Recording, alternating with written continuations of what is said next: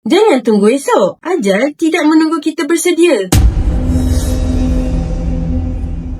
Seumur hidup kita berusaha mencari rezeki, kumpul harta demi keluarga yang kita cintai. Tapi bila kita pergi, kita tinggalkan mereka tanpa kita di sisi. Harta yang kita kumpul jadi beku.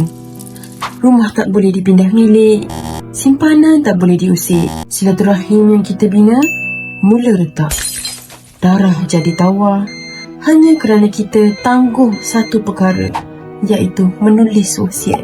Wasiat bukan sekadar kertas, tapi ia adalah satu amanah. Wasiat memastikan harta kita ke jalan yang boleh dimanfaatkan serta diberikan kepada mereka yang kita niatkan mengikut kehendak dan hukum Allah. Dengan wasiat yang sah dan patuh syariah, hak kita terjamin, waris tidak terbeban, urusan dipermudahkan dan kasih sayang terjaga. Jangan tunggu esok. Ajal tidak menunggu kita bersedia. Rancang hari ini demi diri anda dan keluarga yang anda sayangi.